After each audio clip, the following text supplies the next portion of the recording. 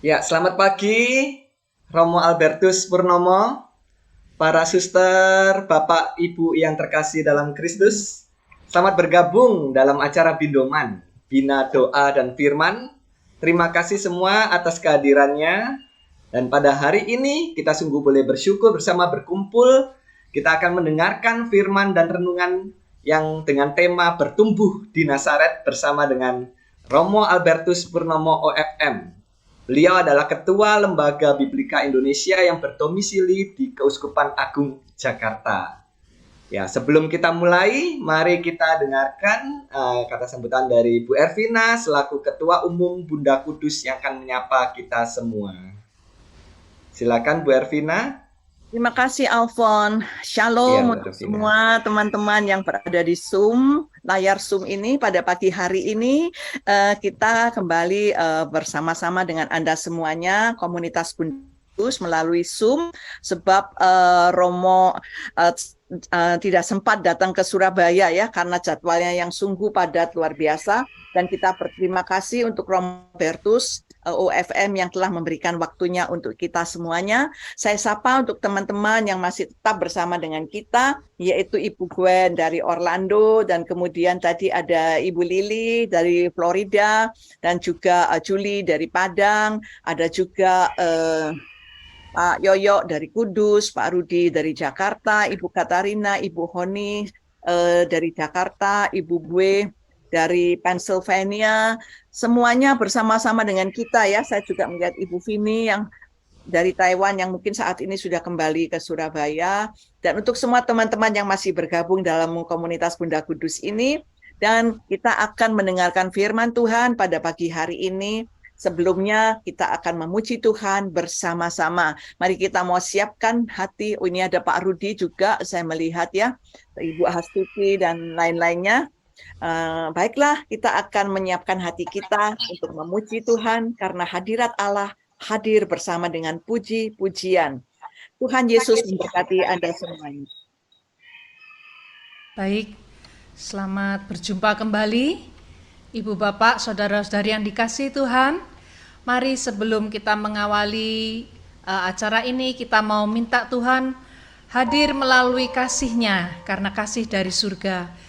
Kita undang untuk memenuhi tempat kita saat ini bersekutu bersama-sama. Kita naikkan pujian ini bersama-sama.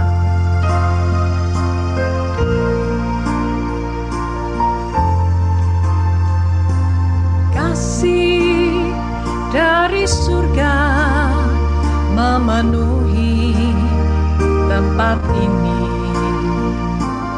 Kasih dari Bapa surgawi, kasih dari Yesus mengalir di hatiku, membuat damai di hidupku, mengalir kasih dari tempat tinggi, mengalir kasih dari takhta Allah Bapa, mengalir, mengalir, mengalir dan mengalir, mengalir, memenuhi hidupku. Mari bersama katakan sekali lagi. Kasih dari surga memenuhi tempat ini. Kasih dari Bapa surgawi, kasih dari Yesus mengalir di hatiku, membuat damai di hidupku, mengalir kasih dari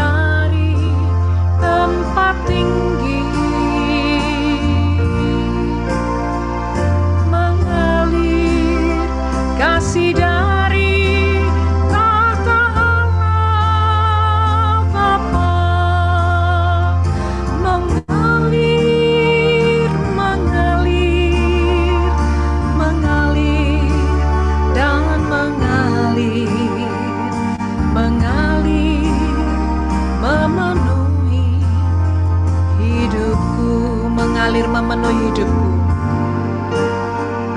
Mengalir memenuhi hidupku.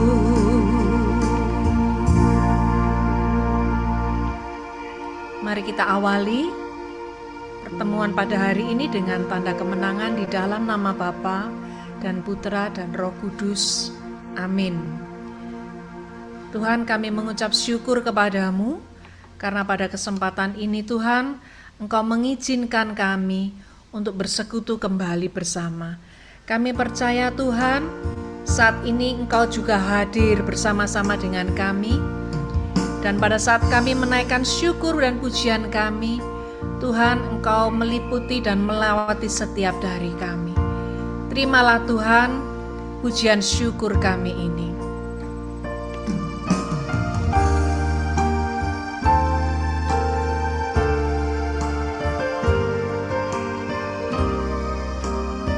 Engkau sungguh baik Tuhan.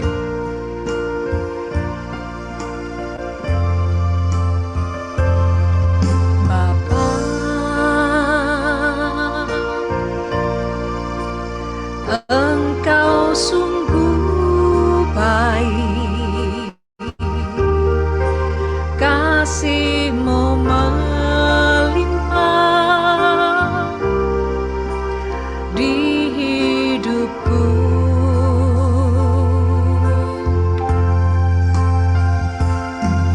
Bapa, Bapa, ku berterima berkat-Mu hari ini yang Kau sediakan bagiku. Kami naikkan syukur, ku naikkan syukurku buat hari yang Kau beri.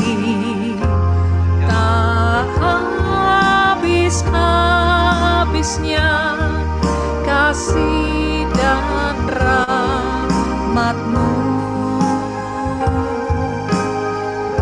selalu baru dan tak pernah terlambat. Pertolongan-Mu besar, setia-Mu di sepanjang hidupku.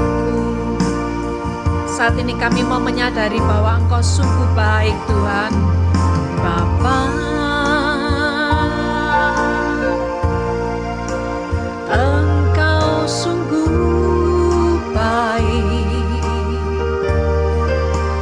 kasih-Mu melimpah di hidupku.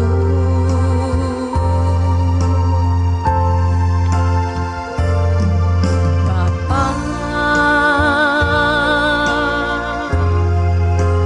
ku berterima kasih,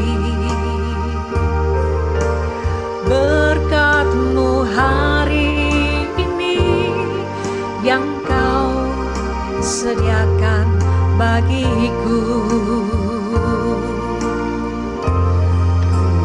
Naikkan syukurku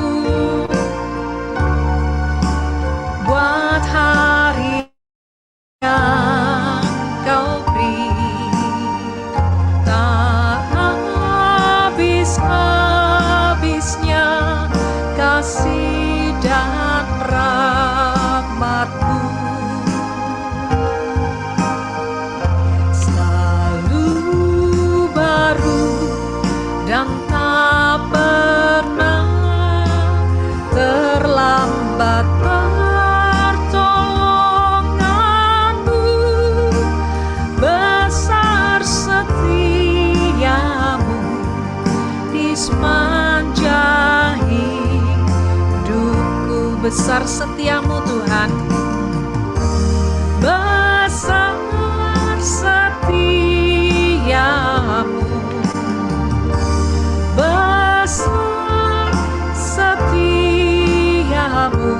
benar Tuhan. Besar setiamu di sepanjang hidupku.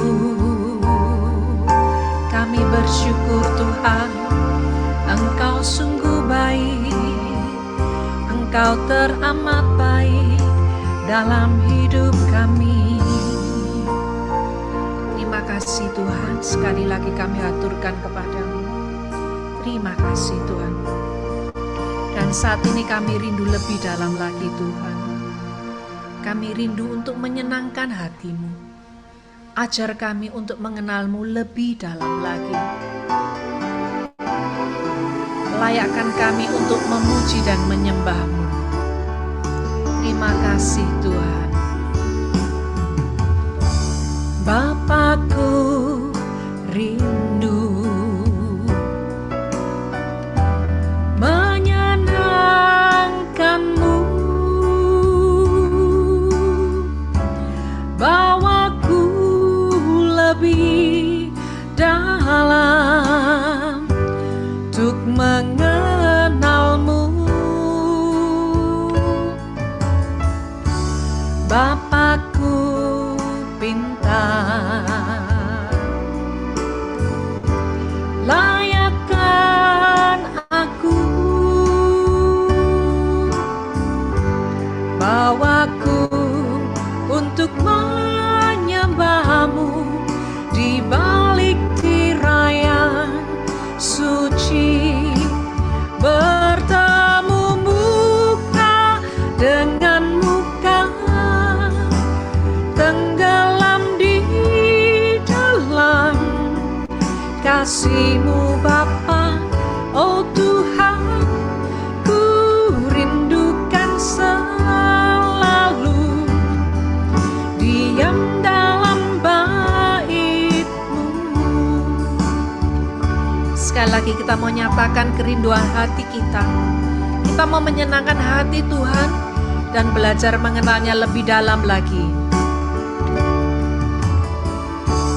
Bapakku rindu menyenangkan-Mu, bawaku lebih dalam untuk mengenal-Mu. Bapakku pintar, layakkan aku, bawaku untuk menyembah-Mu di balik tirai yang suci, bertemu muka dengan muka, tenggelam di dalam kasih-Mu Bapa. Oh Tuhan, ku rindukan selalu diam dalam bait-Mu, bertemu muka dengan muka, tenggelam di dalam kasih-Mu Bapa. Oh Tuhan, ku rindukan selalu diam dalam bait-Mu, diam dalam bait-Mu, diam dalam bait-Mu. Bapa, saat ini kami rindu untuk mengenal-Mu lebih dalam lagi. Melalui hamba-Mu, Romo Albertus Purnomo yang telah Kau utus untuk boleh memberikan pengajaran pada hari ini, biarlah Roh Kudus-Mu tercurah atas beliau, mengurapinya, sehingga apapun yang beliau sampaikan sungguh berasal daripada-Mu. Kuasailah setiap kami yang boleh hadir pada saat ini mendengarkan dengan penuh konsentrasi, dan pada akhirnya kami memahami dan dapat melaksanakan pesan-pesan-Mu dalam hidup kami sehari-hari. Kemuliaan kepada Bapa dan Putera dan Roh Kudus, seperti pada permulaan, sekarang, selalu, dan sepanjang segala abad. Amin. Silahkan Romo. Baik, selamat pagi Bapak, Ibu, Saudara dan Saudari yang terkasih dalam Kristus. Senang berjumpa. Selamat pagi, Romo. Salam sejahtera untuk semuanya. Ini merupakan kesempatan saya bicara dengan umat di Surabaya. Yang terakhir itu sekitar 15 tahun yang lalu. Saya di paroki, di mana ya, paroki mana itu, memberi seminar, tapi udah lama sekali, 2012 pada waktu itu. Nggak tahu itu udah berapa tahun itu. Dan mohon maaf tidak bisa hadir di Surabaya karena memang jauh ya. Kalau di Bogor mungkin masih bisa terkejar, tapi di Surabaya ini naik Argo Bromo ya 8 jam. Ya mungkin nanti kalau saya kesempatan ada main-main di Surabaya bisa bertatap muka. Paling enggak kalau ada kesempatan mengunjungi Trowulan yang memang saya impikan, bekas kerajaan Majapahit itu. Nah, pada kesempatan kali ini kita akan berbicara tentang Nazaret gitu ya. Dan mungkin nanti di dalam dinamika diskusi kita, saya tidak tahu apakah ini pengajaran atau renungan, mungkin semi pengajaran, semi renungan. Jadi selain menambah wawasan tentang keimanan, kita juga mencoba sedikit banyak tahu tentang kitab suci ya. Mungkin sekitar 30-35 menit kita akan melihat tentang, pertama-tama saya akan bicara mengenai Bunda Maria ya. Dalam konteks kehidupan pada zamannya dan bagaimana dia mendidik Yesus Kristus sebagai Mesias. Jadi nanti saya akan membagikan slide pengajaran, baru setelah itu nanti kita diskusi satu dengan yang lain. Nah, izinkan saya membagi slide, lebih banyak gambarnya ya. Oke.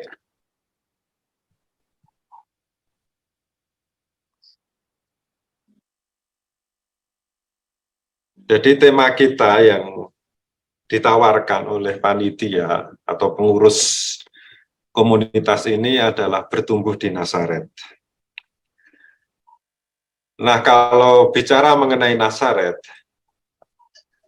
ada tokoh yang penting yang sangat terkait dengan Nazaret. Itu yaitu Bunda Maria gitu ya. Jadi yang terkait dengan Nazaret itu Bunda Maria.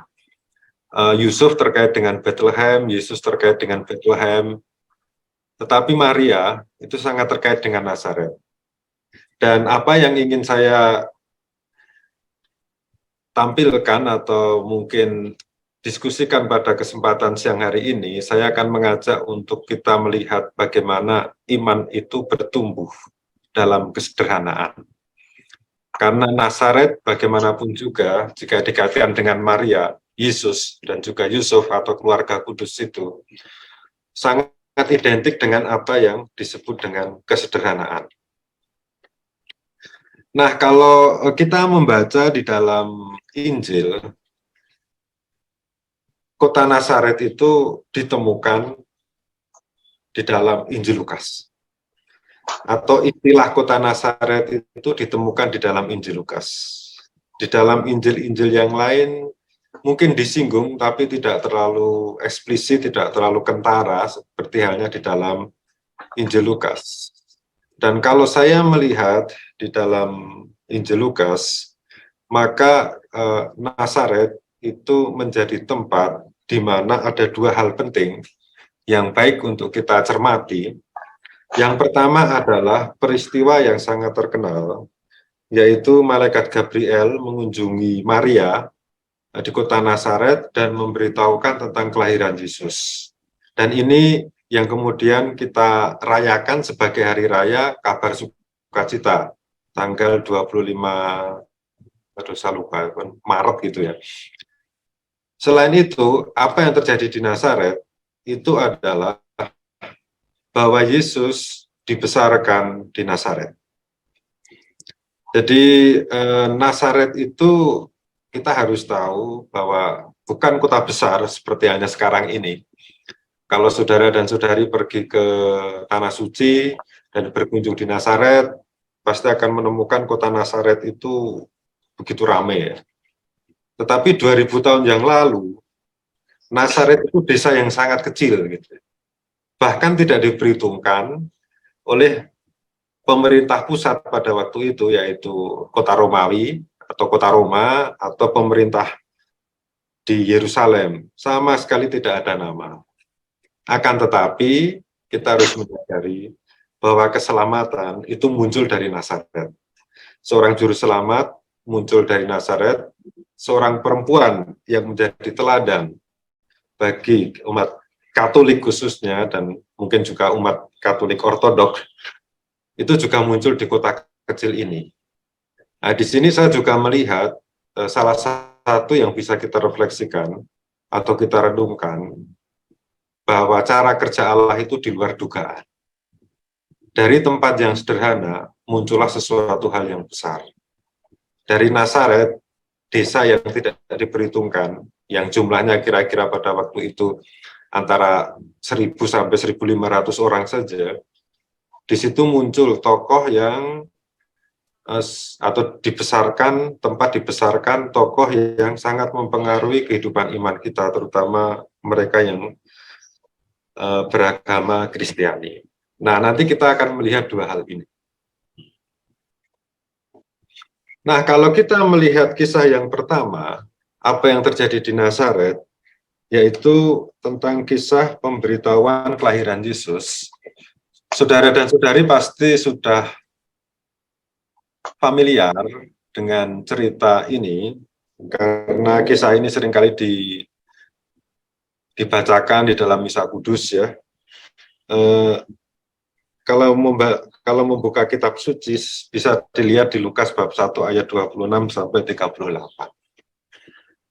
Nah, di situ kita tahu ceritanya bagaimana Maria yang pada waktu itu masih bertunangan, itu tiba-tiba mendapat pewahyuan dari malaikat yang mungkin Maria juga kaget juga ya, kok ada malaikat datang. Dan dia diberi tugas untuk melahirkan juru selamat, yaitu Yesus.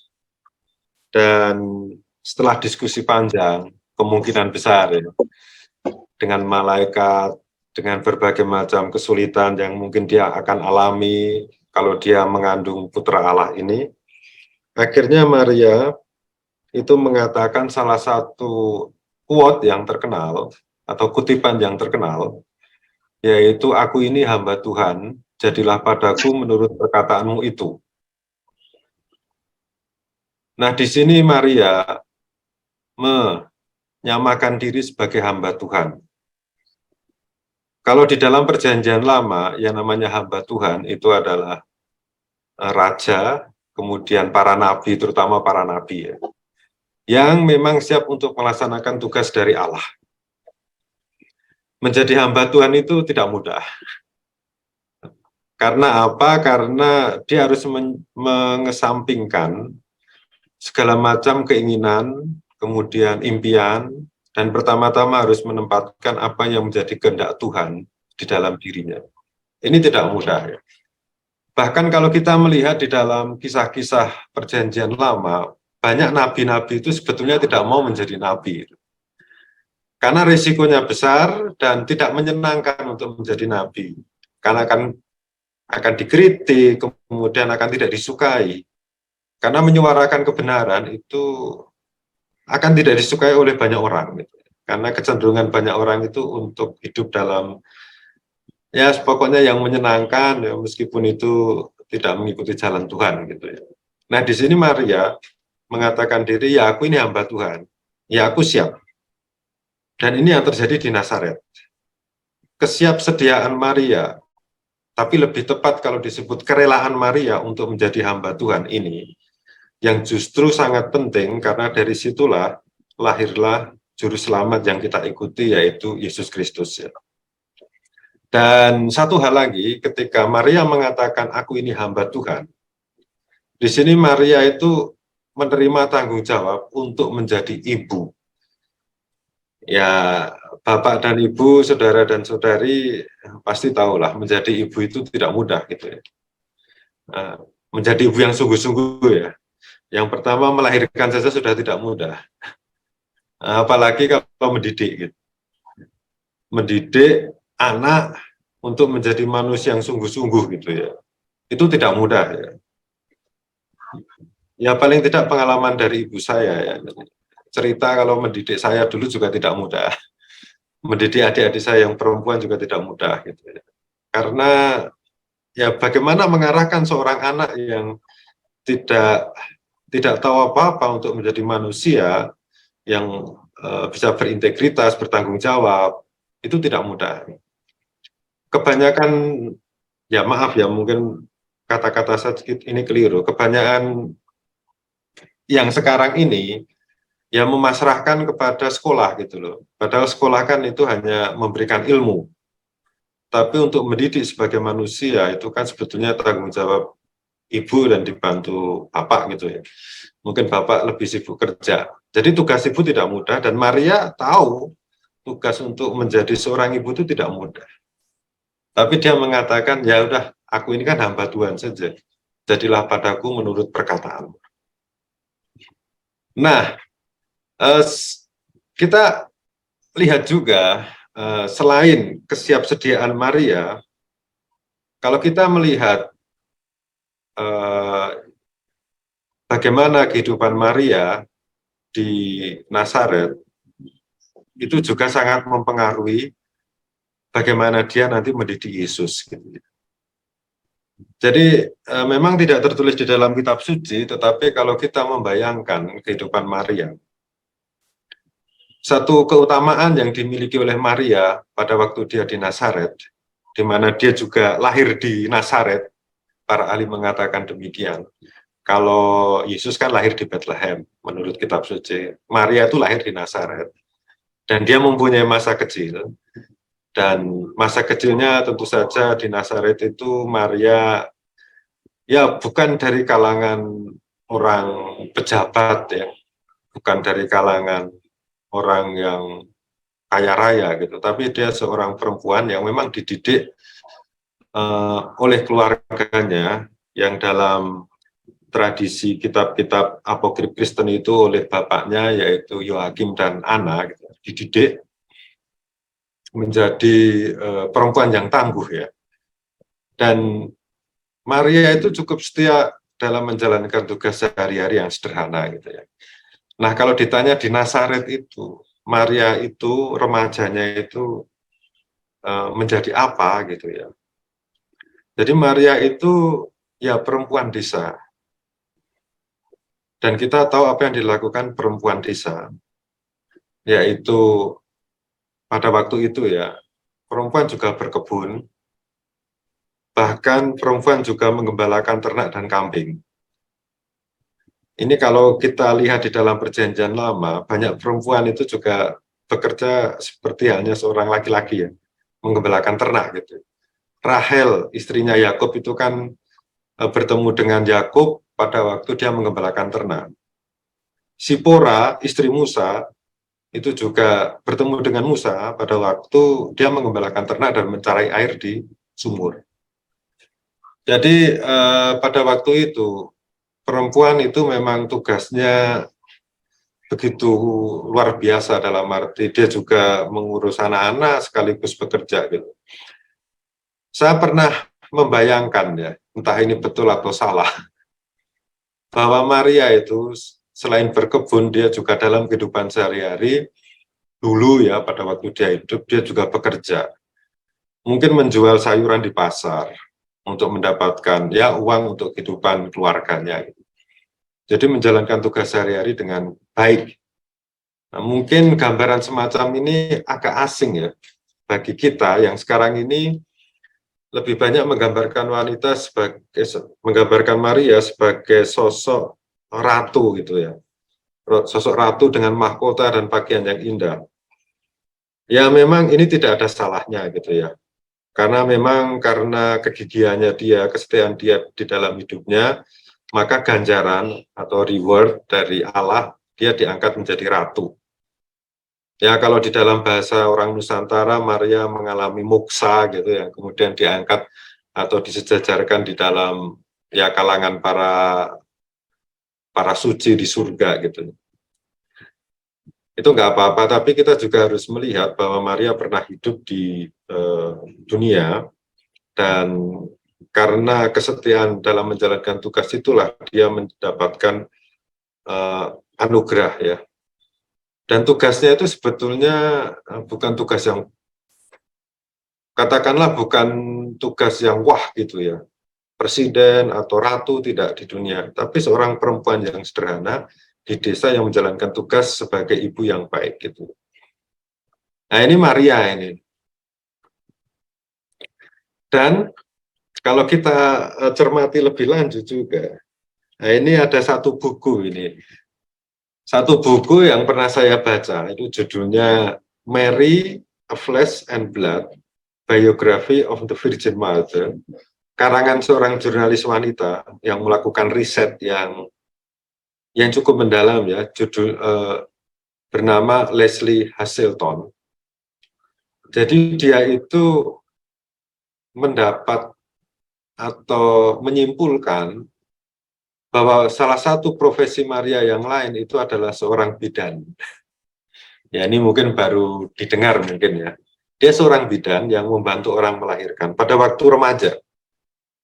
Jadi dalam riset Leslie ini, Maria itu mempunyai seorang nenek yang bernama Salome, dan nenek itu juga seorang bidan neneknya. Dan dia selalu membantu neneknya untuk pergi kemana-mana, untuk membantu orang. Jadi tahu seluk-beluk bagaimana membantu orang melahirkan gitu ya. Nah, kalau dikaitkan dengan kitab suci, sebetulnya ada petunjuk ya. Petunjuk yang kurang lebih bisa mendukung gagasan tentang Maria sebagai seorang bidan desa gitu. Kalau kita melihat di dalam Lukas bab 1 ayat 36, saat Maria menerima kabar dari malaikat ini, dikatakan bahwa, dan lihat, Elisabet, malaikat mengatakan, dan lihat, Elisabet sanakmu itu, ia pun sedang mengandung seorang anak laki-laki pada hari tuanya, dan inilah bulan yang ke-6 bagi dia yang disebut mandul itu. Jadi bulan, pada waktu Yohanes dikandung oleh Elisabet pada bulan ke-6, pada waktu itu pula Maria menerima kabar dari malaikat Tuhan.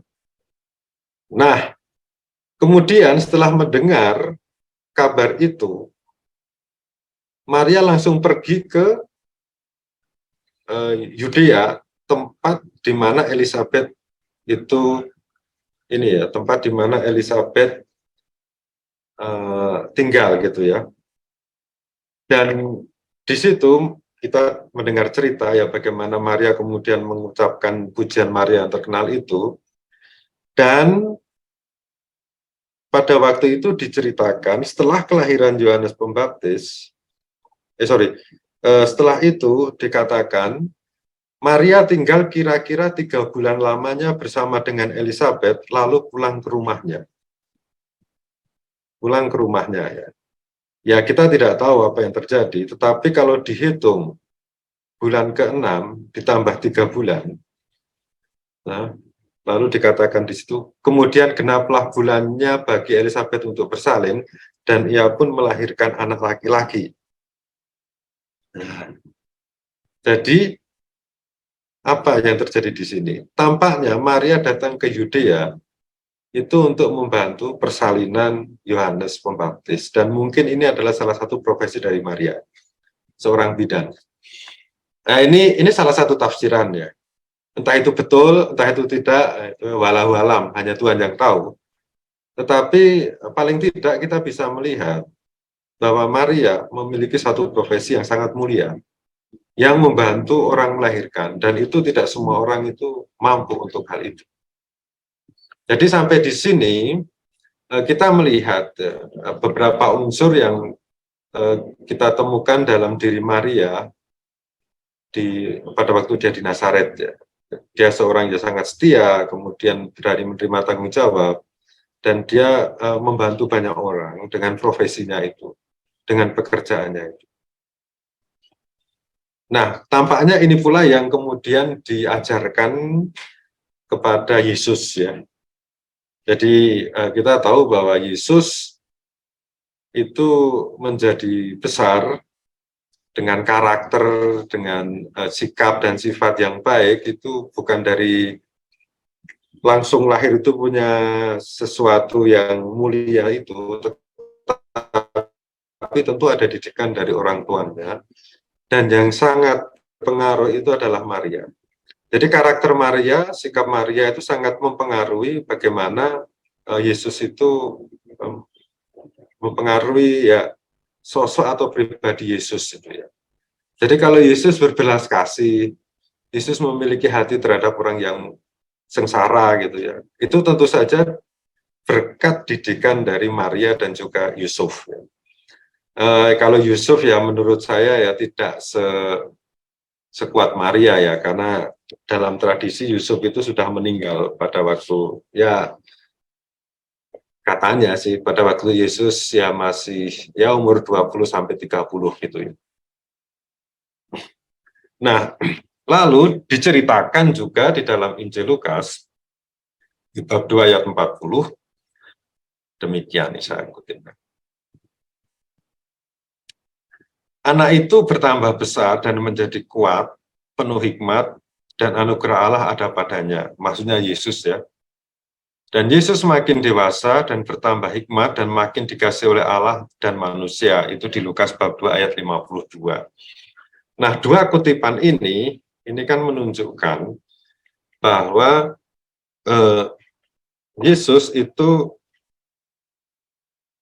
untuk menjadi seorang nabi, untuk menjadi seorang yang disegani pada waktu itu, menjadi seorang rabi atau guru Yahudi, itu tentu saja di bawah pendidikan, pengasuhan, dan pemeliharaan dari kedua orang tuanya dan juga Maria, ya. Yesus bertambah besar, menjadi kuat, penuh hikmat, jadi bijaksana, dan semakin dikasih Allah dan manusia, itu hidup berkembang di dalam kehidupan Nazaret.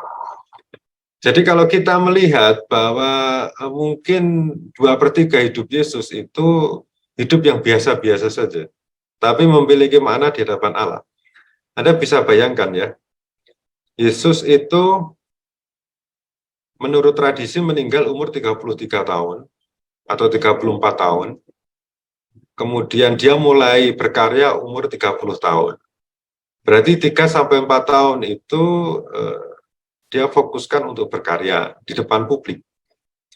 Tetapi umur 1-30 tahun yang tidak diceritakan di dalam Injil, itu Yesus melakukan apa gitu, ya.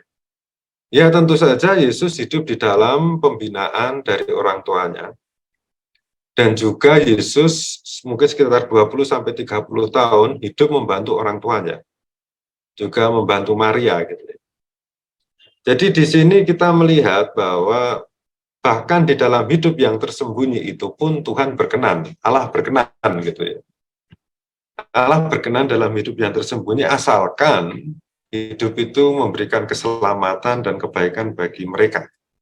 Memang sih ada teori-teori yang mengatakan selama umur 20-30 Yesus itu ada di India, kemudian ada yang ke Tibet, ada yang belajar dari pendeta Buddha. Itu kan teori-teori yang menurut saya tidak masuk akal. Kalau menurut para ahli, ya sudah, selama ahli kitab suci, ya selama umur 1-30 tahun ya Yesus hidup di Nazaret. Jadi karya Yesus itu kalau menurut kitab suci, ya itu hampir 2/3 hidup di desa kecil, ya. Ya bersama dengan keluarga mereka, dan ini sekali lagi di hadapan Tuhan itu sangat berkenan. Nah, kita lihat sekarang, ya,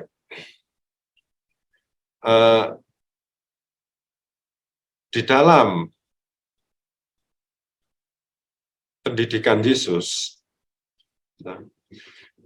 sebagai seorang manusia, gitu ya. Yesus itu dididik oleh bapaknya, gitu ya, di Nazaret. Jelas dididik oleh Yusuf, bapaknya itu. Dan saya tidak tahu tahun Yusuf itu tahun yang lalu kayaknya 2022 atau 2021 ya. Kita mengenangkan tahun Yusuf. Yusuf ini tokoh yang tidak banyak bicara, bahkan memang tidak bicara di dalam Injil. Gitu. Di dalam Injil Matius yang lebih banyak berbicara tentang Yusuf, dikatakan Yusuf itu hanya melakukan apa yang diperintahkan oleh malaikat Tuhan, tanpa bicara apapun. Sementara yang lebih banyak berbicara itu Maria, gitu ya, kalau kita lihat di dalam Injil Lukas. Meskipun demikian, kita harus menyadari bahwa Yusuf itu adalah pelindung, pemelihara, dan sekaligus guru bagi Yesus. Jadi di sini kita melihat pertama-tama Allah itu menggunakan Yusuf atau Bapa itu menggunakan Yusuf untuk mendidik Yesus. Yesus menjadi seorang rabi, seorang guru yang terkenal. Itu apakah Allah yang tidak kelihatan mendidik langsung atau memberikan memberikan semacam kekuatan supranatural sehingga Yesus itu menjadi seorang yang sangat bijaksana? Tentu saja tidak. Allah menggunakan Yusuf untuk mendidik Yesus. Nah, ini pasti.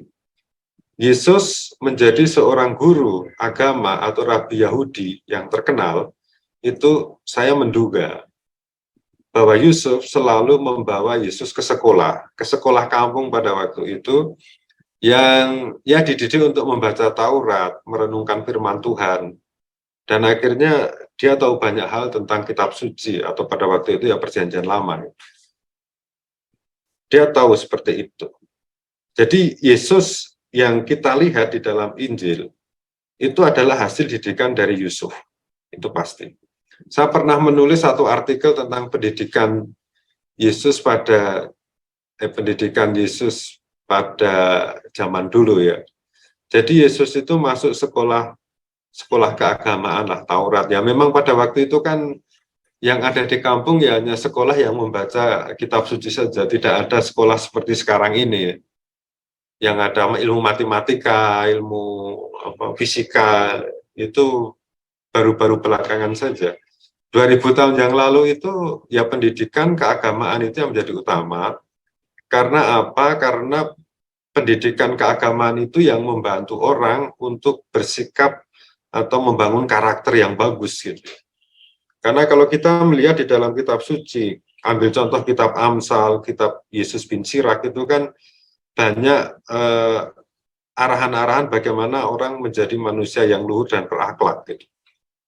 Nah, itu memang pendidikan pada waktu itu diarahkan untuk membangun manusia yang betul-betul integral, berakhlak, mulia, gitu, baik gitu. Nah, selain itu, bagaimana orang harus hidup pada waktu itu ya, bagaimana bertahan hidup? Kalau hanya sekolah keagamaan kan nggak mungkin orang bisa bertahan hidup, karena sekolah keagamaan itu kan hanya untuk membangun orang secara rohani gitu ya. Nah, bagaimana orang dididik untuk hidup? Nah, Yesus pun sebetulnya di Nazaret itu juga dididik untuk memiliki skill tertentu dalam hidupnya ya. Biasanya keterampilan ayah itu diwariskan kepada anaknya.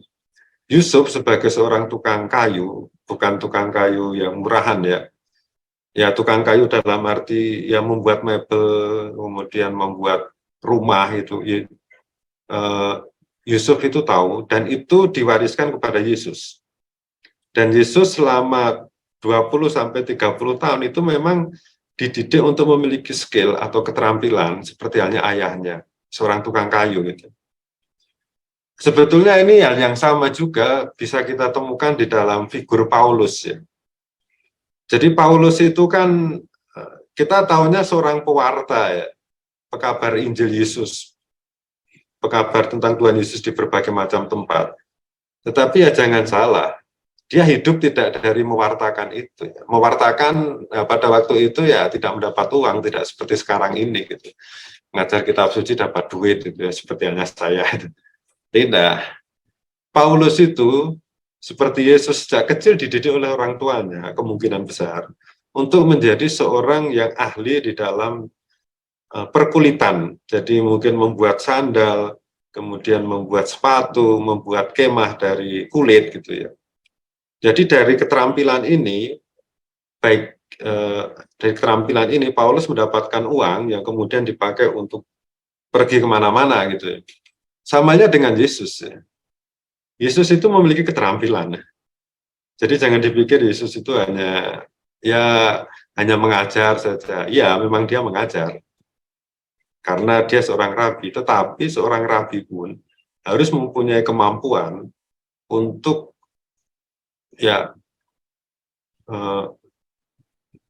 untuk membuat sesuatu produk atau apa yang bisa menghasilkan uang untuk hidupnya. Nah, di sini Yesus dididik semacam itu. Lalu, bagaimana dengan Maria? Jadi, memang di dalam kitab suci kita tidak melihat bagaimana Maria mendidik Yesus. Karena memang kita harus tahu bahwa penulis kitab suci tidak menulis semua hidup Yesus. Gitu. Menulis beberapa hal yang memang penting untuk diwartakan. Gitu. Untuk pertumbuhan iman gereja pada masa itu, pada gereja perdana maksudnya. Jadi tidak semua itu ditulis gitu. Tetapi kita bisa belajar atau bisa mencoba untuk melihat sejauh mana pendidikan Maria itu. Nah, kita lihat salah satu perikop yang terkenal di dalam Injil Lukas ya. Di mana ada cerita bahwa Yesus itu tertinggal di Bait Allah. Nah, ini kan saya bacakan ya. Saya membaca di teks yang Indonesia terjemahan baru ya, yang tanggal 9 Februari kemarin di launching. Supaya kita bisa lihat mana perbedaannya gitu ya. Di Lukas bab 2 ayat 46 sampai 51. Oke. Saya bacakan sih. Sesudah 3 hari mereka menemukan dia dalam bait Allah. Ia sedang duduk di tengah-tengah para guru agama. Nah, ini bukan alim ulama ya. Kalau di dalam terjemahan baru, guru agama.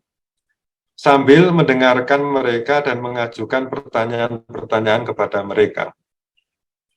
Semua orang yang mendengar dia sangat heran akan kecerdasannya dan jawaban-jawaban yang diberikannya.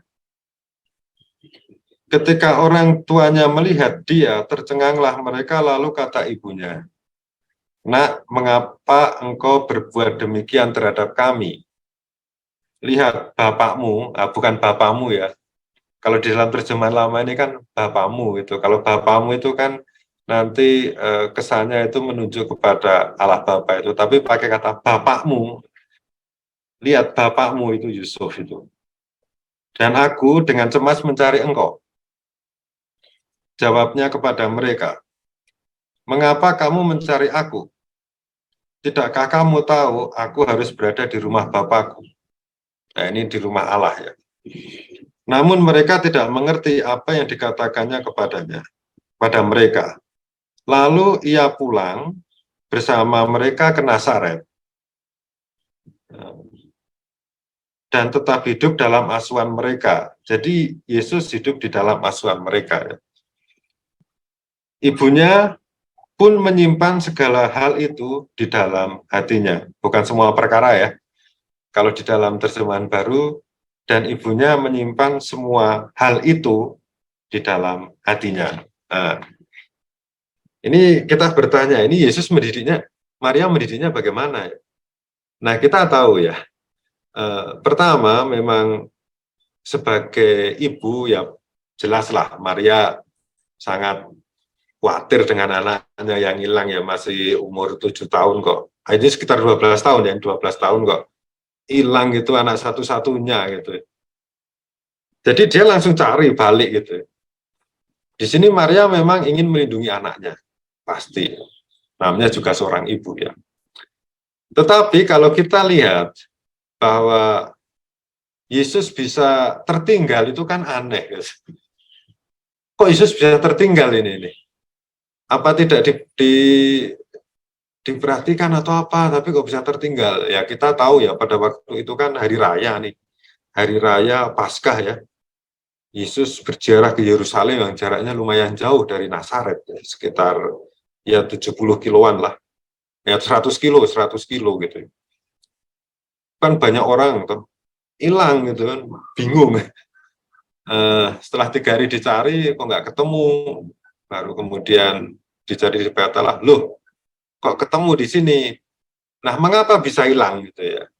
Tampaknya memang bisa jadi Maria itu tahu bahwa Yesus sudah remaja dan diberi ya mungkin kebebasan lah, mungkin bersama dengan anak-anak yang lain gitu. Di sini kan Maria kita bisa menafsirkannya membiarkan anak itu berkembang sesuai dengan kehendak Allah gitu. Kita bisa menafsirkan demikian. Jadi memang Maria itu protektif, melindungi, tetapi tidak overprotektif. Jadi tidak sedikit-dikit tidak boleh gitu. Terlalu banyak tidak boleh itu membuat anak takut. Nah, mungkin sistem pendampingan Maria menurut saya sih ya, tarik ulur. Ada beberapa yang tidak diperbolehkan, ada beberapa yang diperbolehkan. Ya meskipun Maria itu perempuan desa, tetapi pengalaman dia kan banyak bagaimana mendidik orang. Tentu saja Maria juga belajar dari perempuan-perempuan yang lain di Nazaret pada waktu itu bagaimana mendidik Yesus ini anaknya ini. Jadi kalau bisa hilang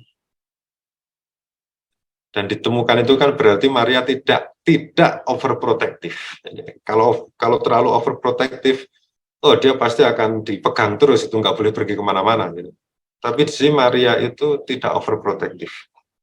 Dan memang kita tahu ya, di dalam perkembangannya, Yesus menjadi orang yang berani, bahkan berani mengkritik pemimpin agama.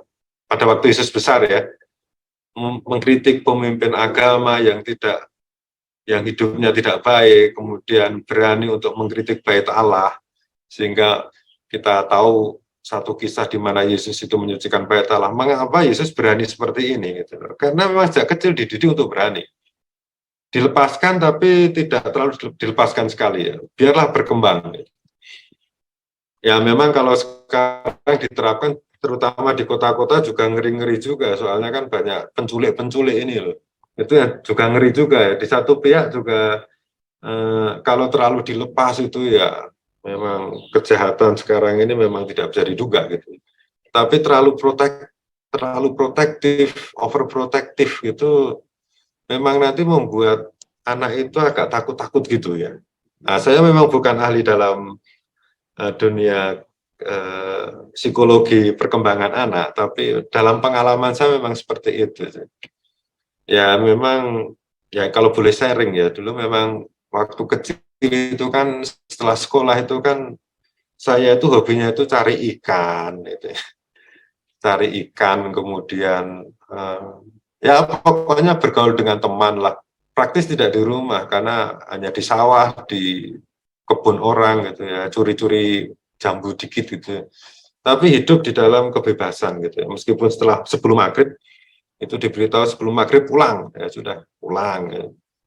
Jadi pagi di sekolah, sore bersama dengan teman, kemudian cari ikan, berhadapan dengan ular dan segala macam. Memang saya menyadari bahwa ya mungkin ini cara Tuhan untuk membentuk orang, minimal membentuk saya ya, supaya berani gitu ya menghadapi semuanya. Kalau tidak ya nanti kalau saya ditugaskan di tempat yang terpencil bagaimana gitu.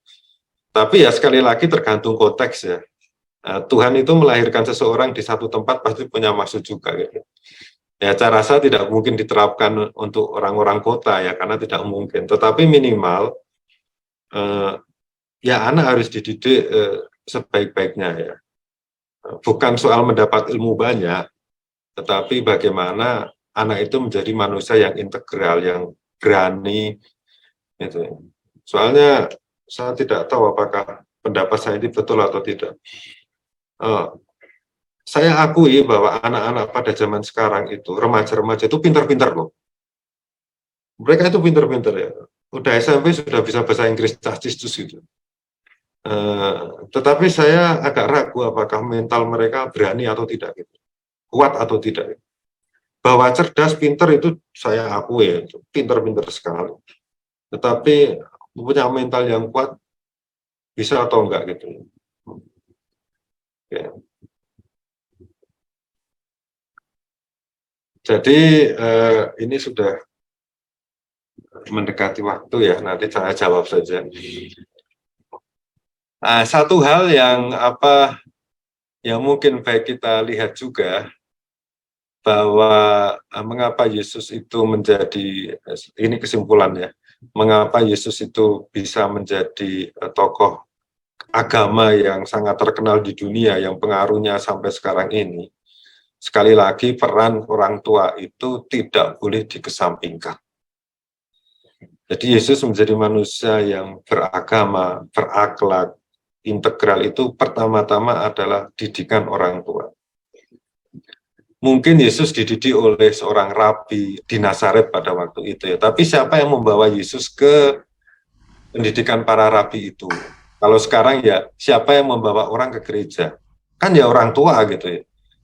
Yesus itulah Yosef yang mengajak Yesus untuk terlibat dalam kegiatan sinagoga, mendengar dan merenungkan sabda Allah.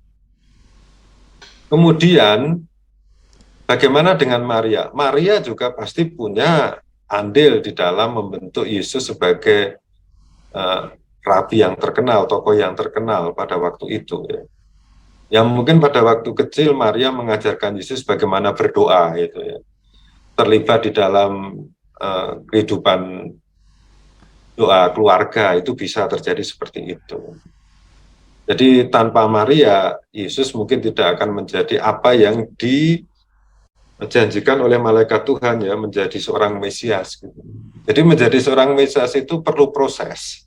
Menjadi seorang Kristus itu perlu proses. Dan prosesnya itu di Nazaret. Prosesnya 30 tahun, meskipun berkaryanya 3 tahun. Gitu.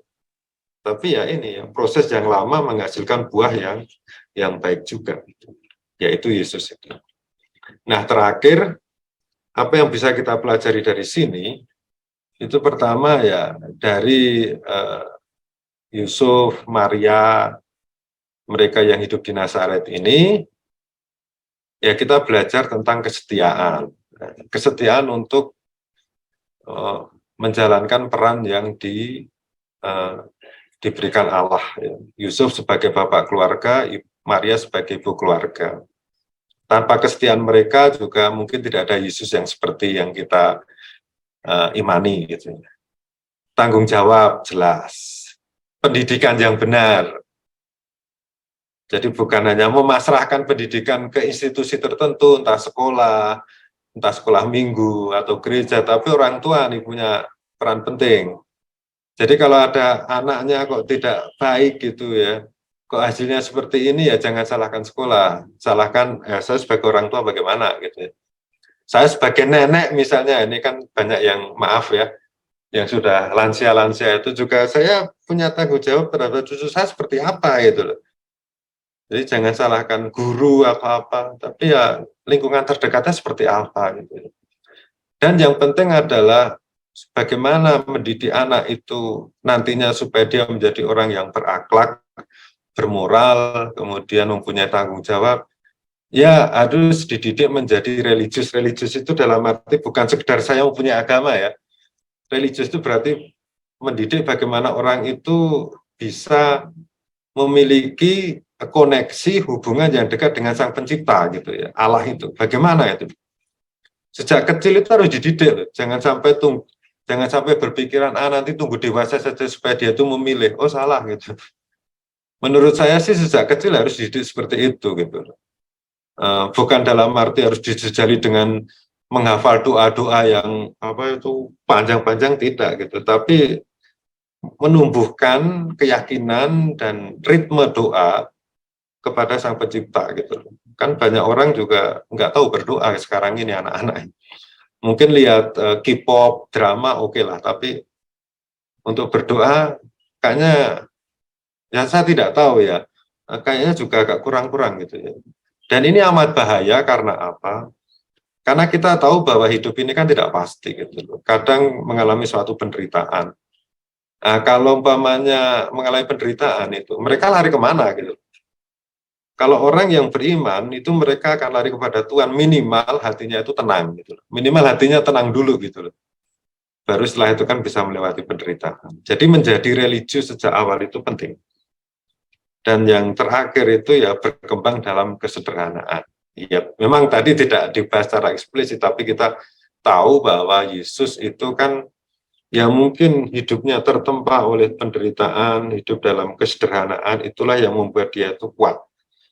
Jadi ada poin penting ketika orang itu hidup di dalam kesederhanaan, dia akan semakin ingat akan Tuhan. Mungkin orang akan tanya, ya saya itu udah kaya ya kaya kan materi, tapi kan pola hidup sederhana ini loh, pola hidup sederhana, rendah hati inilah yang akan membantu orang untuk hidup dalam iman yang benar itu. Soalnya kalau sudah mulai sombong, itu sudah tanda-tanda bahaya itu. Oke, jadi mungkin ini pengajaran dari saya, mungkin setelah ini bisa diskusi, sharing-sharing cerita. Ada banyak hal yang bisa dipetik, tapi ya waktunya cukup cukup pendek. Ya, baik. Terima kasih Romo. Pengajarannya bagus banget ya Romo ya. Jadi ternyata bertumbuh di Nazaret itu yang saya dapatkan, kita meneladani justru Maria dan Yosef untuk mendidik Yesus. Karena Yesus tidak bertumbuh tiba-tiba demikian, tapi justru berproses. Prosesnya itu 30 tahun untuk berkarya 3 tahun. Jadi untuk persiapan 3 tahun itu perlu proses 30 tahun. Baru kepikir Romo, luar biasa. Terima kasih. Romo sambil menunggu teman-teman banyak yang belum ada pertanyaan, sambil menunggu kita pengumuman dulu ya Romo. Oh ya. Iya, silakan Debbie untuk pengumuman. Baik, terima kasih Vera. Selamat siang Romo Albertus, suster, saudara-saudari yang terkasih dalam Kristus. Berikut adalah pengumuman untuk acara komunitas Bunda Kudus dalam pekan ini. Pertama, Bindoman Selasa depan tanggal 7 Maret akan diadakan secara hybrid oleh Romo Antonius Hermanto CDD dengan tema hidup asketis di tengah dunia hedonis. Pengumuman kedua, kursus Alkitab Day Verbum akan diadakan pada Kamis ini tanggal 2 Maret.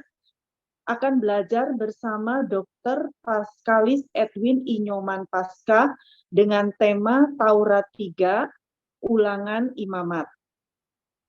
Paduan Suara Bunda Kudus mengadakan latihan setiap hari Senin dan Kamis pukul 10 sampai 12 siang. Bagi saudara-saudari yang ingin bergabung dalam Kur Bunda Kudus, dapat menghubungi Ibu Lili Mohtar di nomor 0817566668. Setiap misa Jumat pertama, Kur Bunda Kudus melayani sebagai petugas liturgi di Catholic Center Surabaya pukul 12 siang. Bunda Kudus memiliki beberapa media sosial seperti YouTube, Facebook, Instagram, dan Telegram dengan nama yang sama yaitu Bunda Kudus. Silakan Bapak Ibu mengunjungi medsos kami atau menghubungi WA Sekretariat untuk mendapatkan informasi seputar kegiatan Bunda Kudus. Bapak Ibu yang tergerak untuk mendukung pelayanan kami di Bunda Kudus dapat menyalurkan persembahan kasih dengan mentransfer ke rekening BCA nomor 464 567 5674 atas nama Erni Istiawan atau Setiawati Mulyo. Katolik Center Surabaya juga mengadakan perayaan Ekaristi setiap hari Rabu dan Jumat pukul 12 siang. Dan selama masa Prapaskah ini, setiap Jumat akan diawali jalan salib pukul 11.15. Bunda Kudus juga membantu penjualan barang-barang rohani dari Pater Robi Wowor, OFM, di mana seluruh hasil penjualannya akan digunakan untuk kelangsungan hidup kekristenan di Holy Land. Bagi Bapak Ibu yang ingin membantu pelayanan Pater Robi Wowor, silakan memesan barang-barang tersebut melalui WA Ibu Agnes seperti yang tertera di layar. Terima kasih atas partisipasi Bapak Ibu semuanya. Tuhan memberkati kita semua. Thank you, Debbie. Romo, ini sudah ada pertanyaan dari Bapak Hieronymus. Ya. Apakah syarat untuk menjadi seorang rabi pada zaman Yesus? Ya, baik. Jadi seorang rabi pada zaman Yesus itu bisa dibandingkan dengan seorang kiai pada zaman sekarang ya. Jadi biasanya, jadi pendidikan seorang rabi itu kita bisa tengok seperti hanya pendidikan di pesantren gitu. Biasanya murid-murid itu datang kepada rabi yang sangat terkenal. Jadi mereka datang dan nyantrik gitu loh, hidup bersama dengan rabi itu, bersama ya. Jadi makan bersama, kemudian melihat hidup rabi itu, kemudian mendengarkan ajarannya. Memang kalau ada kurikulumnya sih, jadi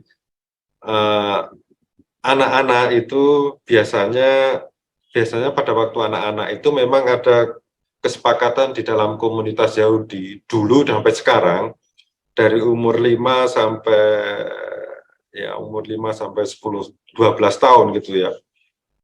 Itu memang harus membaca Taurat gitu. Tahu tidak tahu yang baca Taurat.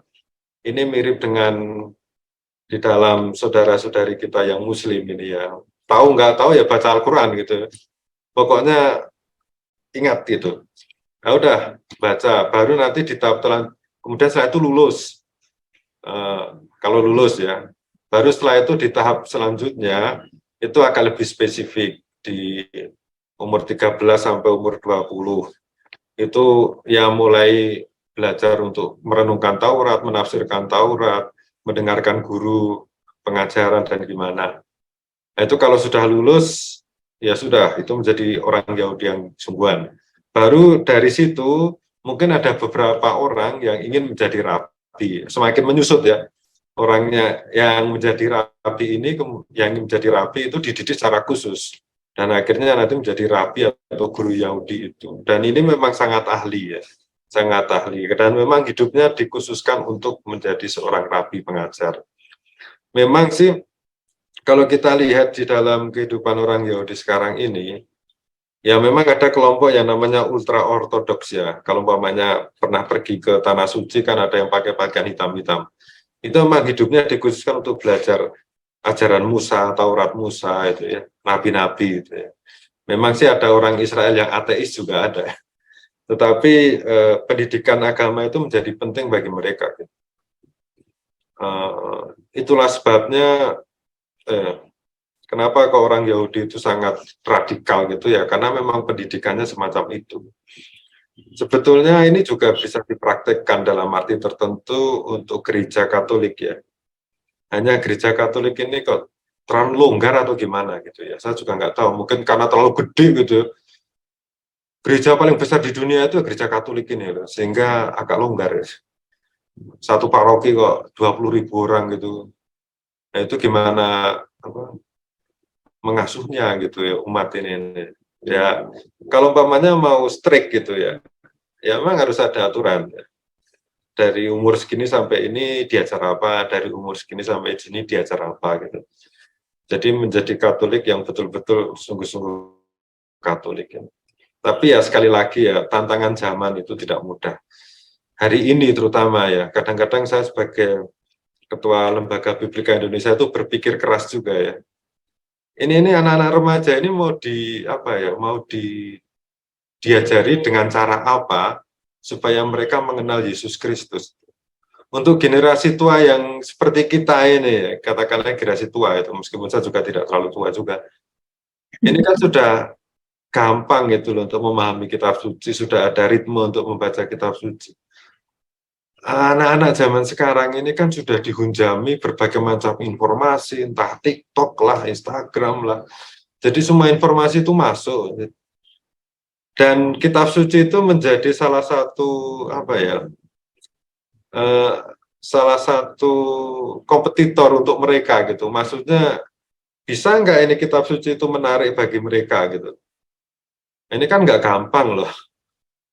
Harusnya itu ya ada kitab suci untuk remaja gitu, tapi membuatnya kapan ya? Dengan bahasa anak remaja gitu. Soalnya kan kitab suci yang kita dengar ini, yang kita miliki ini kan untuk orang-orang tua sebetulnya. Karena ya tidak mudah untuk memahaminya gitu. Tapi yang untuk anak-anak, nah sebetulnya caranya itu mudah. Caranya adalah membahasakan kembali kitab suci kepada anak-anak. Dan ini tugas orang tua ya. Nah, orang tua punya waktu atau tidak gitu.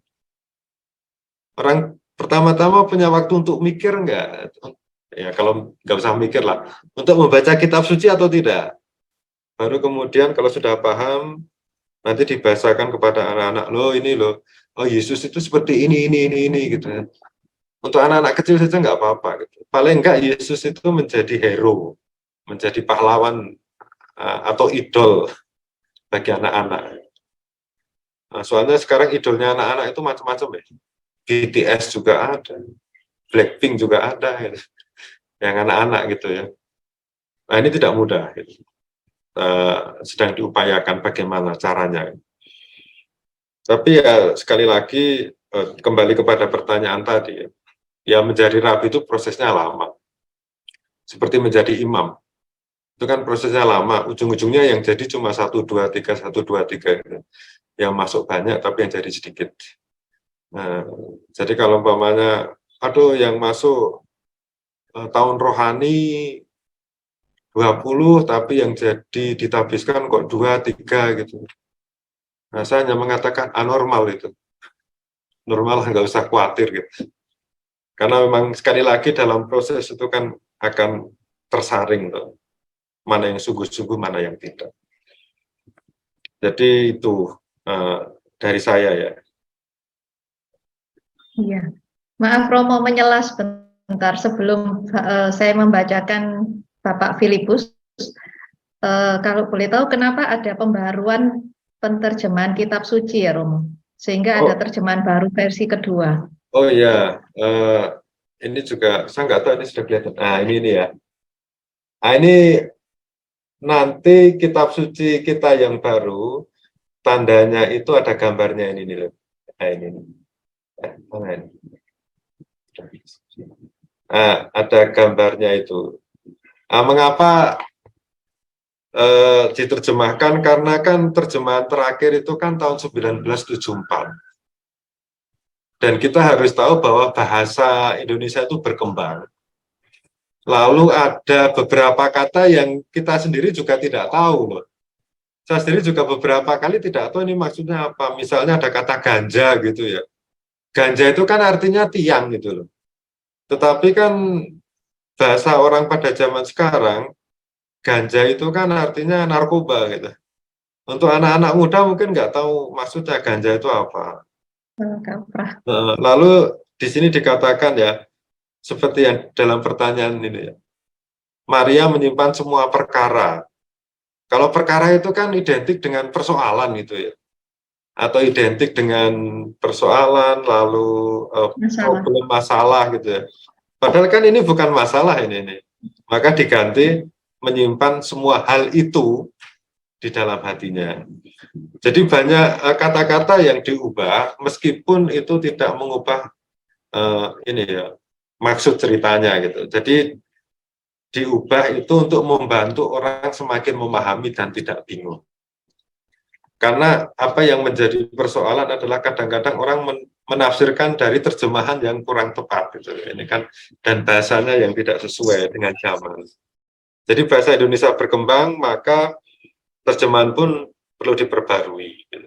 Saya tidak tahu nanti 100 tahun ke depan apakah ada pembaruan atau tidak. Mungkin bahasanya juga berkembang juga.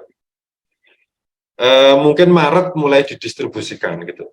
Tapi tidak berarti bahwa kitab suci yang lama itu tidak berlaku, tetap berlaku gitu. Dalam arti kalau mau baca terjemahan yang lama juga nggak masalah. Gitu. Ini yang terbaru. Baik, terima kasih Romo. Kita lanjutkan ke pertanyaan dari Bapak Filipus ya Romo. Mengapa Maria menyimpan semua hal itu di dalam hatinya ya Romo ya, bukan perkara ya. Mengapa tidak diungkapkan saja, diceritakan, disampaikan supaya tidak menjadi beban kalau berdasarkan analogi manusia? Ya sekali lagi kan menyimpan semua bukan perkara ya tadi. Hal itu kan seperti peristiwa gitu. Jadi menyimpan itu bukan dalam arti bukan dalam arti ini ya, saya simpan saja, tidak. Ini dalam arti Maria itu merenungkan. Jadi istilah yang tepat itu merenungkan semua peristiwa ini. Dan apa yang direnungkan Maria biasanya berawal dari pertanyaan ini. Dalam peristiwa ini Allah itu berbicara apa? Nah, itu yang kemudian direnungkan oleh Maria, disimpan dalam hatinya. Gitu. Jadi ini adalah salah satu keunggulan Maria, bahwa dia selalu melihat peristiwa itu dari perspektif Allah itu mau bicara apa dengan peristiwa ini. Jadi ketika Yesus tertinggal di Bait Allah, kemudian Maria menyimpan segala hal itu, Maria menyimpan semua hal itu di dalam hatinya, itu maksudnya itu Maria merenungkan, ya ini Allah berbicara apa nih dalam peristiwa kehilangan ini, kehilangan Yesus yang kemudian ditemukan. Ini kan juga bisa dipraktekkan di dalam hidup kita, ya, supaya kita tidak stres kalau menghadapi persoalan hidup. Itu ya kita baiknya bertanya ya, ini Allah nih mau bicara apa dengan peristiwa ini? Gitu. Nah itu memang butuh permenungan ya. Kok saya kehilangan motor, ini Allah bicara apa gitu ya. Oh mungkin saya tidak hati-hati, atau mungkin Allah meminta supaya nanti ke depannya saya lebih waspada gitu ya. Jadi dalam banyak hal yang kelihatannya negatif, itu kalau kita melihatnya secara positif, itu pasti akan mendapat sesuatu insight atau ya apa ya pencerahan yang baru gitu. Asalkan pertanyaannya adalah di dalam peristiwa ini Allah itu berbicara apa?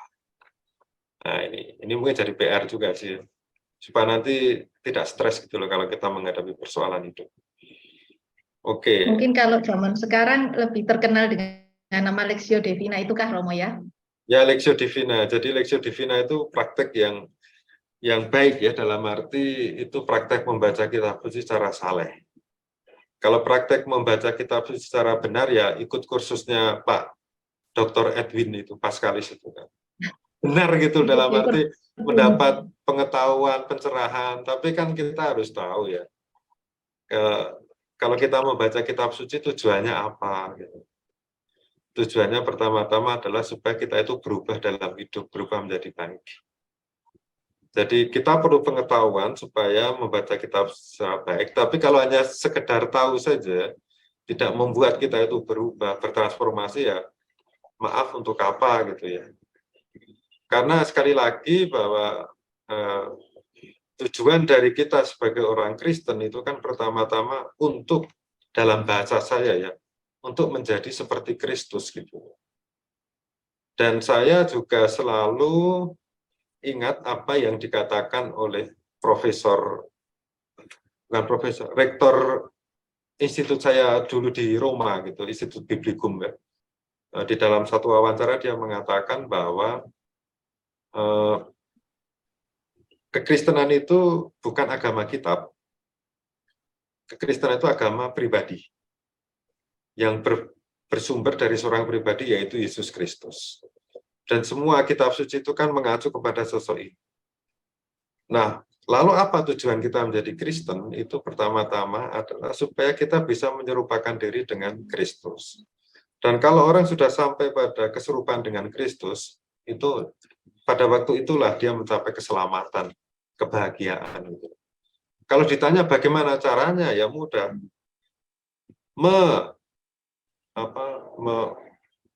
Melaksanakan apa yang diajarkan dan diteladankan. Itu saja. Kalau Yesus meneladankan belas kasih, cobalah belas kasih terhadap orang lain. Kalau Yesus mengajarkan kasihlah manusia seperti dirimu sendiri, ya ikut itu gitu loh. Kalau Yesus mengajarkan jadilah terang dunia, ya cobalah hidup terang dunia gitu. Jadi jangan sampai kita tahu tetapi tidak tahu bagaimana melaksanakan. Kan banyak tuh yang pintar kitab suci nih. Ya, seperti saya gitu, pintar kitab suci tapi nanti masuk surga mungkin ibu saya yang lebih dulu daripada saya. Gitu. Meskipun saya sekolah di Roma gitu ya, mungkin ibu saya lebih dahulu karena mungkin lebih berbelas kasih gitu ya terhadap banyak orang. Bisa jadi seperti itu. Oke. Ya, baik Romo, terima kasih. Kalau boleh saya simpulkan berarti kita harus tetap belajar kitab suci. Oh ya. Dan kitab Lectio Divina untuk merenungkan. Jadi antara yang dimengerti secara umum dan pengertian secara pribadi bisa selaras gitu ya Romo ya. Iya, iya. Baik, kita teruskan ke pertanyaan Bapak Hieronymus Romo. Apakah Yesus setiap tahun diajak ke Yerusalem? Iya, jadi setiap tahun mereka ke Yerusalem karena pada waktu itu kan di dalam tradisi Yahudi itu tiap tahun harus pergi ke Yerusalem untuk berziarah pada hari raya Paskah. Jadi itu suatu kewajiban keagamaan ya. Datang ke Bait Allah, berdoa di situ, setelah itu pulang. Jadi satu ya kewajiban agama, wajib gitu. Tapi kan dekat, Nazaret Yerusalem itu dekat. Apalagi kalau sekarang ada mobil begitu ya mungkin 4 jam, 5 jam. Kalau dulu kan ya jalan kaki naik keledai ya lama juga 1 hari gitu. Tapi kan ini mau menunjukkan ya kewajiban sebagai seorang Yahudi atau kewajiban sebagai seorang beriman dalam cara Yahudi. Datang ke Bait Allah, tempat di mana Allah hadir. Ya sebetulnya kan itu juga bisa dipraktekkan ya kita ya. Anak-anak itu senang nggak senang bawa ke gereja saja. Saya juga seperti ini karena dulu dipaksa ibu juga ya. Pokoknya minggu itu senang nggak senang, tiap hari senang nggak senang ke gereja. Meskipun nanti pikirannya kemana-mana, pokoknya dia Tuhan saja lah bersama dengan umatnya. Gitu. Nanti Tuhan yang memproses. Iya kan, enggak gini lah, Tuhan itu sudah senang kalau kita hadir gitu. Meskipun pikiran kita kemana-mana, daripada tidak hadir sama sekali. Nggak masalah sih. Kemudian kalau ada anak nangis, ini kalau saya pribadi ya, kalau Romo kalau ada anak nangis di gereja gimana? Suruh diem atau nangis biarin nangis aja. Namanya juga anak gitu loh. Nah, itu mengganggu ya mengganggu sih ya sekali seminggu terganggu juga nggak masalah. Itu kalau saya ya, kalau Romo lain mungkin lain gitu. Kalau saya sih nggak terlalu pusing ya. Itu. Baik, kita lanjutkan ya Romo. Dari Bapak Hieronymus, saat berumur 12 tahun, Yesus tertinggal di Bait Allah. Apakah pada zaman itu anak-anak remaja berjalan jauh dalam satu rombongan, laki-laki dewasa dalam satu rombongan lain, dan perempuan-perempuan dewasa dalam rombongan tersendiri, sehingga setelah berjalan pulang 2-3 hari, Yosef dan Maria baru menyadari bahwa Yesus tidak ada di dalam perjalanan pulang. Ya, kalau umpamanya biasanya kalau kelompok itu kan 2-3 hari ya mungkin mampir-mampir dulu ya, tidak langsung pulang gitu kan. Jalannya kan tidak baik juga, jalannya habis berbelok ke sana berbukit-bukit gitu ya. Meskipun sebetulnya dekat. Ya. Nah, ini ya, tampaknya mereka kan bisa dikatakan rombongan dari Nazaret. Kita bayangkan seperti itu ya, mungkin dengan berapa pedati atau gimana itu. Ya mereka pikir itu Yesus main-main dengan keluarga yang lain, dengan anak dari keluarga yang lain gitu ya. Jadi dalam perjalanan ya Maria dan Yusuf mikirnya, ini penafsiran kita ya, itu bermain di dalam mungkin pedati kelompok yang lain atau dengan anak-anak yang lain. Baru setelah dicari-cari, loh kemana ini? Ditanya anak satu-satu, Yesus di mana? Nggak tahu saya. Ternyata masih ada di Bait Allah gitu. Jadi kemungkinan besar karena dari Nazaret itu satu rombongan, ya, satu rombongan gitu ya. Dan pikirnya Yesus dan Maria sekali lagi, oh dia ada di rombongan yang lain gitu. Ternyata setelah sampai di tengah-tengah kok nggak ada Yesus, ya akhirnya balik lagi. Ya, itu dalam rombongan-rombongan itu ya. Biasanya. Iya. Baik Romo. Romo ada yang bertanya lagi. Yesus karena ajaran Maria dan Yusuf itu bukankah terlalu merendahkan Tuhan? Karena Yesus itu umur 3 tahun sudah kasih ajaran firman ke umum. Firman Tuhan ke umum. Dan Yesus itu adalah firman. Firman menjadi manusia dan firman itu bersama-sama dengan Allah. Jadi maksudnya apakah bukan dari Yesus sendiri yang menjadi saleh, menjadi baik itu karena pribadi Yesus dari Allah gitu. Nah ini memang apa ya, perlu, ini diskusi lama ini sebetulnya. Sebetulnya kan kita harus melihat ya, ini kan refleksi dari penginjil Yohanes tentang Yesus ya. Jadi kalau refleksi penginjil Yohanes tentang Yesus yang refleksinya tinggi-tinggi, memang Yesus itu adalah Logos. Logos itu firman ya. Firman yang menjadi manusia gitu. Jadi yang menjadi manusia, dan memang kan pada dasarnya seperti itu. Tetapi kan kita juga harus menyadari bahwa kita harus menyadari juga ya bahwa Allah itu, Allah Bapa ini yang kita sebut Bapa itu ya, itu bekerja itu dalam diri ciptaannya, dalam diri manusia juga yang misterius juga gitu ya. Saya hanya mau tanya kepada saudara dan saudari, apakah pernah melihat Allah gitu ya, yang disebut Bapa itu loh. Pernah enggak gitu loh? Saya yakin 100% belum pernah gitu loh. Seperti apa wujudnya belum pernah, enggak ada yang tahu gitu. Hanya kita Kristen menyadari yaitu dia yang memiliki karakter seperti Bapa yang melindungi. Tetapi kan kita juga harus menyadari bahwa karya Allah yang sesungguhnya itu yang melalui mukjizat itu mungkin 0,0001% dalam sejarah manusia. Tapi bahwa Allah itu berkarya dalam kehidupan sehari-hari yang tidak kita mengerti, itu 100% iya gitu loh. Sekarang coba kita tanyakan ya, bagaimana kalau kita bernafas tapi bisa hidup gitu loh. Itu gimana coba? Ada yang bisa tahu jawabannya? Enggak ada, tetapi ya kita tahu itu karya Allah gitu loh. Sama juga Allah itu mendidik Yesus sebagai, ya nanti menjadi, dalam arti menjadi anak Allah gitu ya, menjadi Mesias gitu loh. Itu dia mempunyai cara sendiri yang menurut Injil Sinoptik, ya, Injil Matius, Markus, Lukas, itu dididik dalam sebuah keluarga gitu. Kalau penginjil Yohanes kan tidak ada cerita tentang masa kanak-kanak Yesus, tidak ada. Pokoknya ya Yesus firman Allah gitu. Tahu-tahu ceritanya langsung panggilan murid yang pertama. Padahal kalau kita mau jujur itu ya,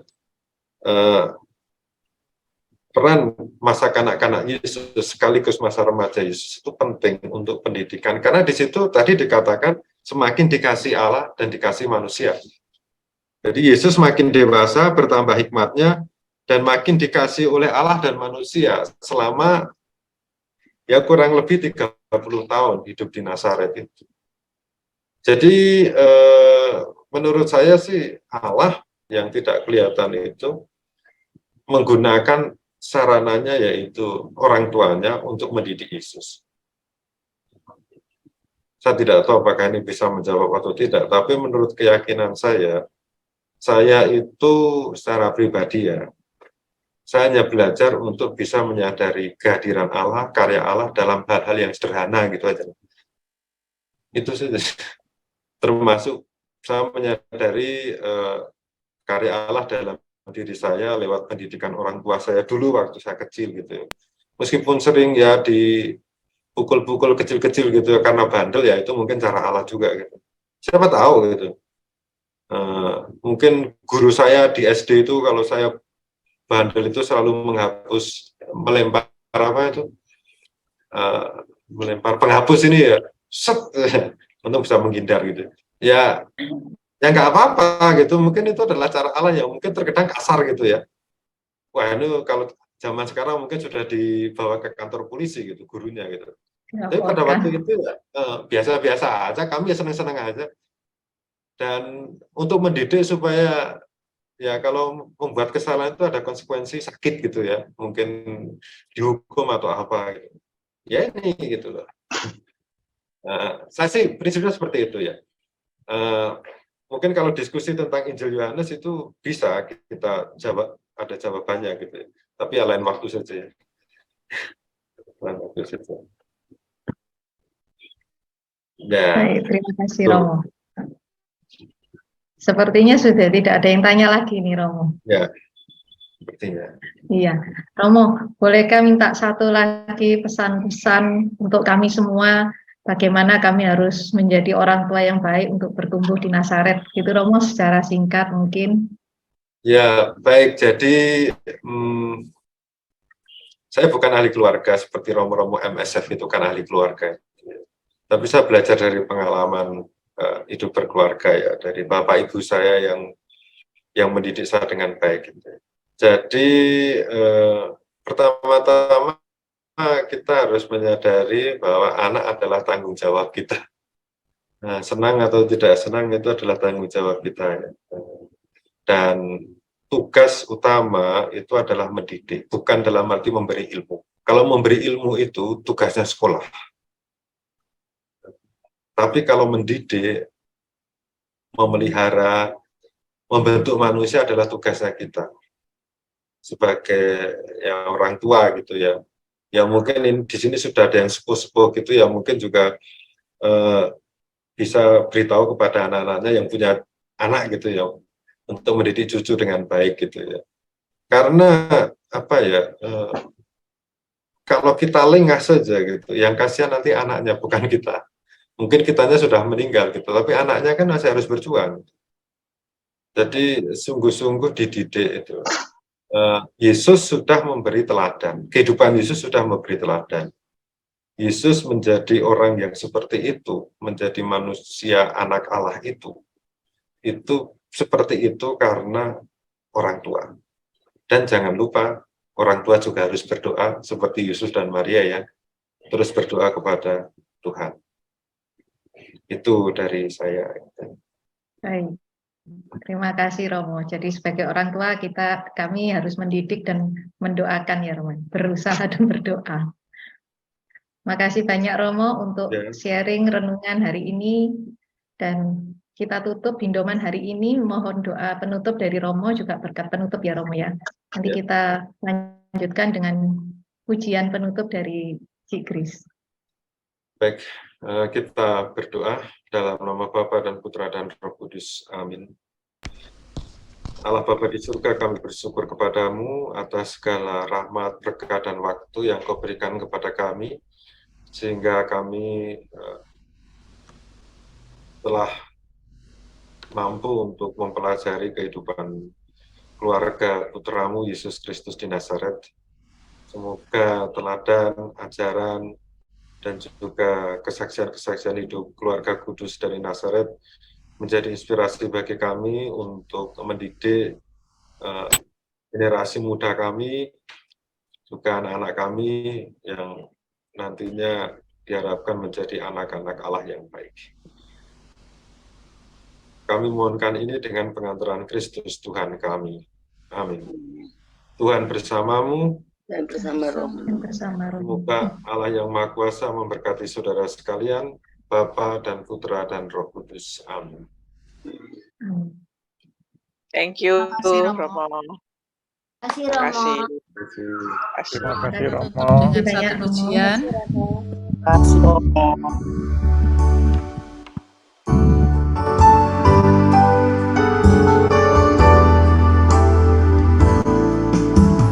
Kami datang di hadirat-Mu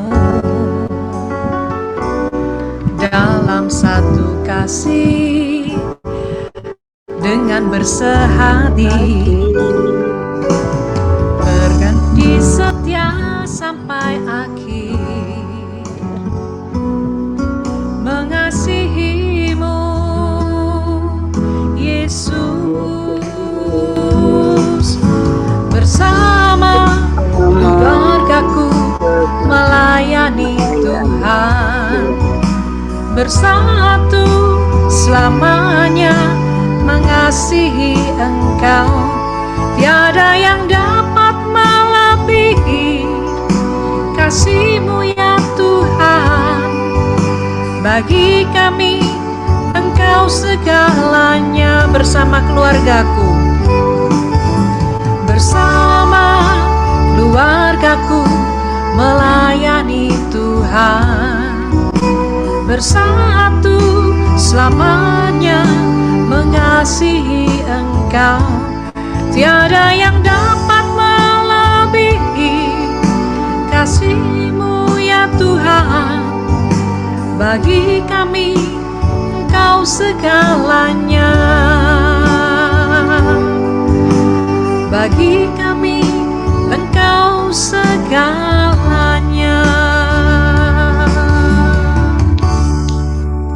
Terima kasih. Thank you. Terima kasih, selamat siang. Bu Irwina.